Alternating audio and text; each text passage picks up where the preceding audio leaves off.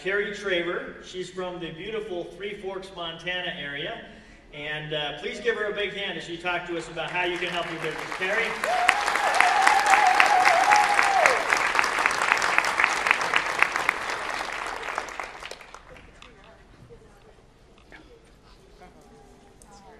Yeah.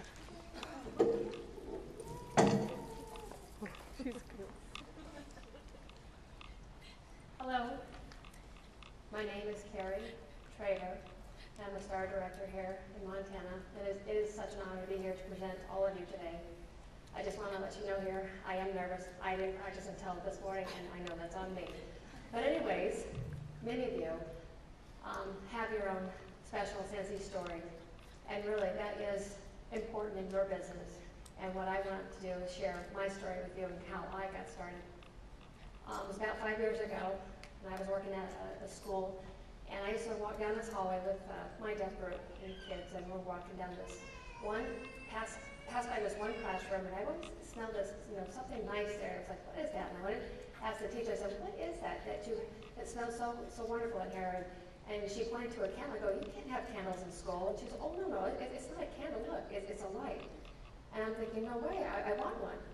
So she says, okay, well, ask Danette Crow. She's the one, as a consultant, that sells it. And so I went to Danette, the vice principal of the school, and I said, Danette, I noticed that you have this candle thing, and I'm interested in buying some. And she says, well, here. She gave me a catalog and says, look at it and tell me what product you'd like to order. And after about a week or two went by, I still couldn't decide what I wanted because I loved all of it. And so she says, are you ready? And I'll place an order here. And I said, well, no, I love them all, and I'm not sure which one. She said, well, why don't you think about being the first deaf consultant and sell Scentsy yourself?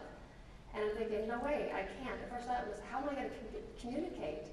And the thought just, I can't do this, I can't know. And I was stopping myself because of that negative word can't, and I removed that T out of can't and saying I can.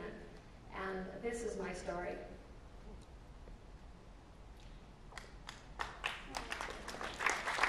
How many of you have said to yourself, I can't? I'm sure many of you said, I can't. I mean, that's common. Just a little thing, oh, I can't do this, I can't do that. Remove that letter T out of can't and say I can, and do what can work for you.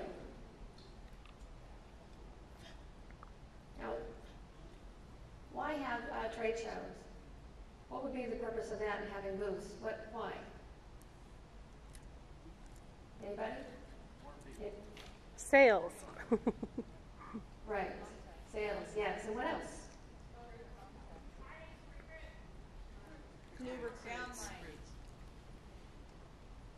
Yes. Yeah. Many good reasons. The three that are most important for me, like doing home shows or trade shows, and a lot of people that are not familiar with Scentsy products, and when they, looking at the booths, and they're curious to see what you have and want to buy. And sometimes there's customers that want to buy now, or there's customers that are just kind of curious to see, I can get a free product or host a party, and those promote sales. And some people just look at your booth and say, well, you know what she's doing, I can do the same thing and want to join in your team. So buy, host, and join. Those are all three win-wins in presenting in your trade show.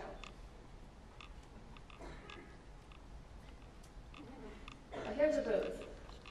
Now, when you think about when you have a booth displayed and how do you set it up? And for me, that has been beneficial for me, that has worked in my business and helped me succeed. First off, no chairs in your booth, not at all. That is one I think is really important to remove from your booth. Because I'm thinking, because people think, why remove a chair? It's hard, stand up all day long. But when you have a team with you working in the booth, you can take turns. But if you're sitting down, you're not showing that you're presenting or ready to be approachable. And if you have a customer that wants and is curious to look at your products, but if you're sitting there, that doesn't make it easy for them to want to interact with you. So if you're standing and you're ready, then you can present that. So if you look at this picture here, it's a nice, clean booth, but there's something wrong with this picture here. How can people see all the products here if they're displayed like that. I'll show you a comparison in the next slide. You see this?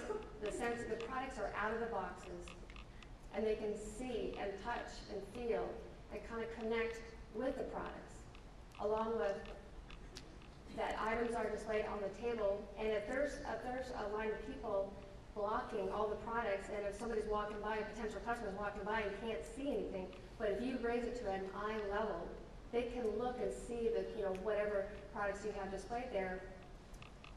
And it's just easier to have your products out and displayed so they can visibly see it. And it has increased sales for me 25%, but I've seen more increase in sales because they can see the product, touch it, and look at it. Also, another important factor is communication. I'm sure you're thinking, for me, communication, that was my first barrier. My first thought is, I can't. How am I supposed to talk to the people out there? And I can show you how.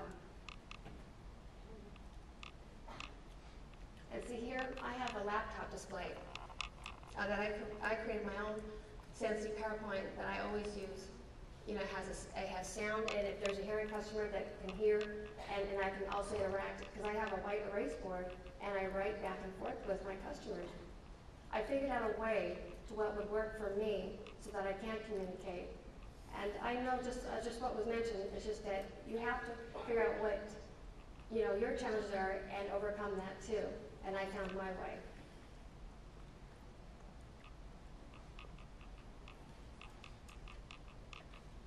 How many of you have a door prize at your parties or home shows or trade shows? How many have door prizes set up? I found that this was very important for your business because there's a contact list in there that that you, at the moment the customer is not interested, but they're thinking, hey, I want to win this door prize and take a chance, and then later on, you have information, and you never know, you can put down their email and send them out newsletters, and your customer might think, just be curious, maybe down the road they might want to host a party or be interested in buying a product. I really thought that was really important in my business and for yours too.